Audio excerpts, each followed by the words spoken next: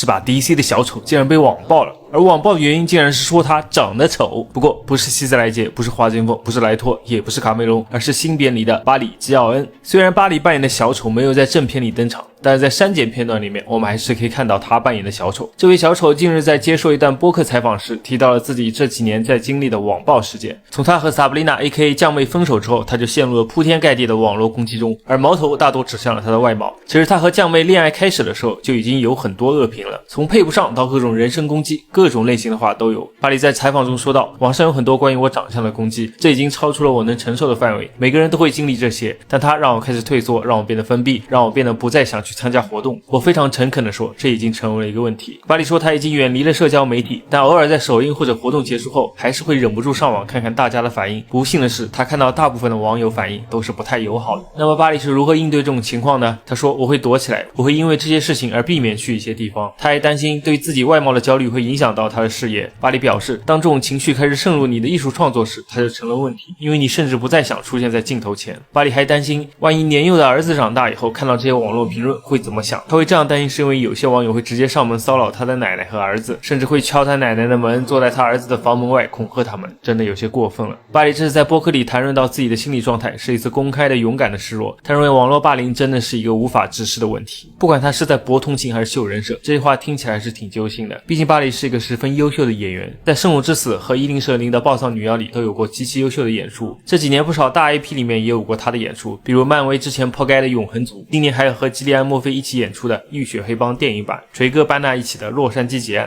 提到洛杉矶劫案，不得不又提到一件事，巴里以新造型参与了本片的首映，结果他一头蓬松的长发又被网友群嘲了。其实他这个造型是为了下一部电影《披头士》做了准备，他将和哈里斯·狄金森、保罗·麦斯卡、约瑟夫·奎恩一起出演披头士的传记片。这部电影由萨姆·门德斯执导，因为披头士一共4个成员，所以这个电影一共有4部，而巴里演的就是鼓手林哥。为什么不找爆裂鼓手啊？我感觉他也挺合适的呀。总之呢，巴里演林哥又不被外界看好，这里有一些外网的评价，大家看一下啊。有人说林哥斯泰尔都要提起外貌诽谤的诉讼，还有人说这简直是对林哥的侮辱，他看起来就好像缺了几条染色体。天哪，对不起，但他这张脸真的太难以直视了。他要是林哥，那我就是玛丽莲梦露。不得不说，外网的网友们也真的挺毒舌的。至于林哥本人呢，他并不会提起诉讼，甚至还表示过赞同，也很欣赏巴里，但这个也很正常。林哥本人必须得赞同啊，作为前辈和名人，他总不能当众拆台吧。而巴里本人呢，对此也很自信，他在节目中评价自己，我可不是开玩笑，我看起来棒极了，我看起来比林哥本人还像林哥。怎么说呢，作为一个演员肯定要有自信，毕竟在新版哈利波特里面，帕帕厄西度都觉得自己能演好斯内普呢。还是回到巴里啊，其实他的外貌在欧美娱乐圈算不上精致，但也不至于不堪入目，还是能看的。然后他的演技和资源也很不错。巴里这个演员呢，生于92年，他的童年还挺不容易的。12岁的时候，吸毒的母亲没了，之后的7年里，他和兄弟艾利克一起经历过13个寄养的家庭。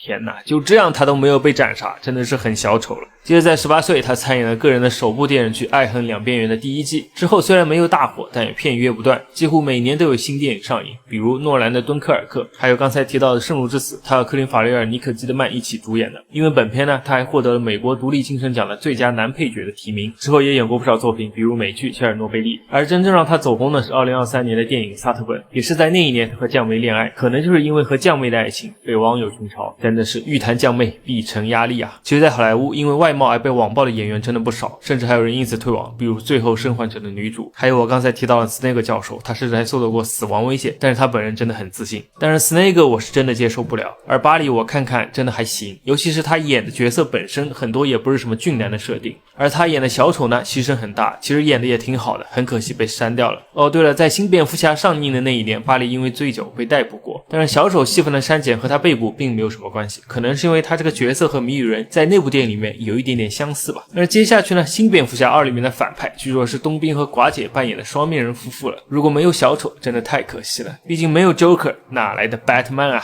最后呢，还是希望巴里能够坚强一点，真的。